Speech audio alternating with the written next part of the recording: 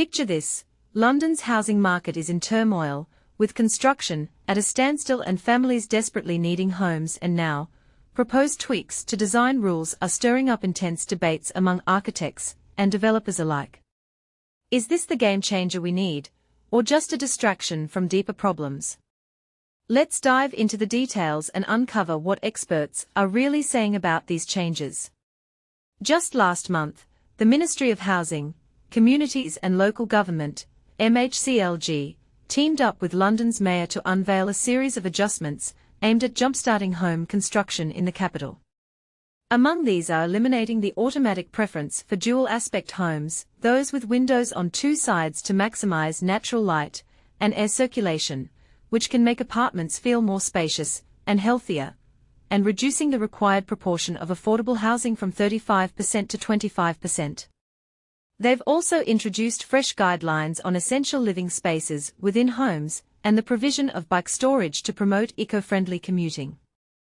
These design standard updates are still awaiting public consultation, but architects have already voiced significant concerns about whether they'll truly boost London's notoriously low housing output. Shockingly, in the first quarter of this year, a full third of local councils didn't even begin construction on a single new residence. And here's where it gets controversial: are these changes tackling the root causes of the crisis, or merely scratching the surface? Jasbolla, the lead at Jasbolla Works, shared with the Architects Journal that while each policy might stem from good intentions, the overall impact of combining various regulations hasn't been fully thought through. He pointed to a growing pile of rules over recent years, touching on areas like fire safety, Part B, energy efficiency, Part 50, overheating prevention, Part O, and site security, Part S. Like many in my field, Bolla remarked, "I worry that announcing these emergency fixes might not give the housing sector the jolt it so urgently requires. In fact, by temporarily lifting certain standards, it could feel like we are chasing a red herring instead of addressing the bigger picture." He urged a shift toward collaborative, forward-thinking policies that enable architects to design homes that are durable, inclusive, and truly livable for every Londoner.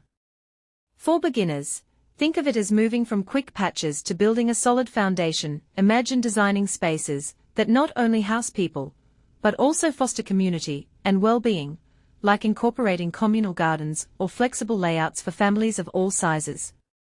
Echoing this sentiment, Fiona Scott from Gort Scott told the AJ that the proposals overlook broader challenges, such as the need to prioritize renovating existing buildings over constant new construction.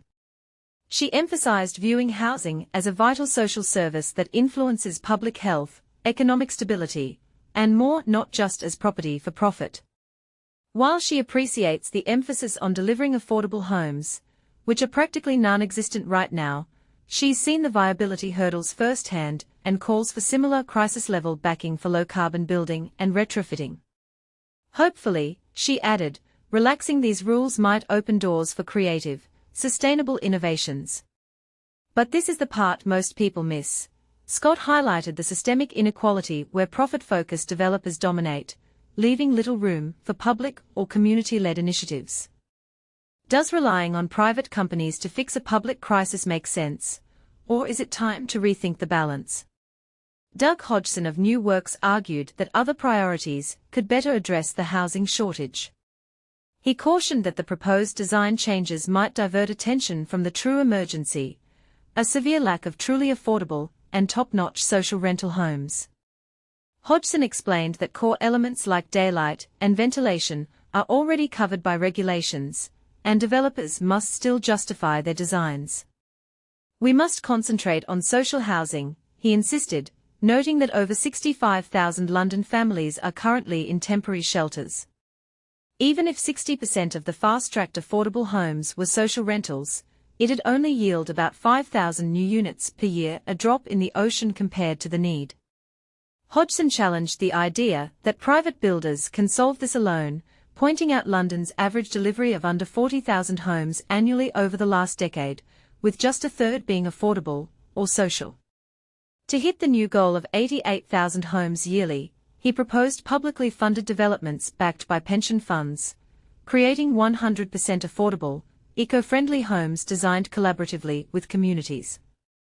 This model could spread nationwide, adapting to local requirements. Imagine neighborhoods where residents help shape spaces that reflect their culture and needs, leading to happier, more connected communities. But here's the twist: not everyone sees it this way. Paul Ricard, CEO of developer Pocket Living, offered a more positive perspective to the AJ. He welcomed the flexibility on dual-aspect requirements, which previously forced unnecessary complications and expenses without benefiting residents. Think of awkwardly shaped rooms or added costs for minimal gain. This isn't about lowering quality, he clarified, but about smarter planning to create suitable homes with the right amenities in the right spots.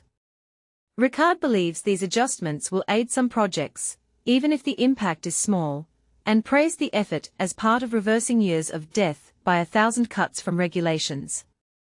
There are countless factors to tweak, he said, and we're pulling some now.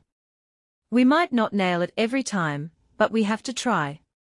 For those new to this, consider it like fine-tuning a car. Sometimes, removing a restrictive part allows for smoother, more efficient driving. Similarly, Rob Perrins, chair of Barclay Group, commended the leadership from the Secretary of State and the Mayor for tackling London's development challenges. He called on all stakeholders to rally behind these measures with swift action to ramp up home building. These steps mark a significant stride, Perrins noted, urging unity to achieve real progress. These updates to the London Plan form an emergency toolkit to revitalise construction, including empowering Mayor Sadiq Khan to review and intervene in housing projects of 50 or more units that boroughs plan to reject. City Hall can also decide on larger developments over 1,000 square metres on Greenbelt land. Khan can expedite this without full hearings, potentially shaving 6 months of planning time, as per MHCLG. Additionally, an initial £322 million is allocated for the City Hall Developer Investment Fund, unveiled in June, to support builders. The affordability cut was hinted at earlier, with industry whispers pushing for even lower targets of 10 to 15%, according to the Financial Times. House builders can also access temporary exemptions from the Community Infrastructure Levy, a tax on developments to fund local amenities, if needed to proceed, provided at least 20% of units are affordable. This applies to projects launched after the new rules take effect, up through 2028. Khan stressed that affordable housing remains his top focus, but factors like soaring construction costs, high interest rates, the pandemic, and Brexit have created a perfect storm hindering progress. "I won't watch London's affordable homes vanish," he declared, drawing from his own upbringing in a council home. Consultation timelines for these changes are still pending. So, are these design shifts a bold leap forward, or a risky gamble that ignores bigger issues like developer profits versus public need? Do architects have a point about focusing on renovations and social housing, or is the developer's push for flexibility the pragmatic path? What do you think? Should we prioritize quantity over some standards, or find a balance that ensures quality for all? Share your views in the comments.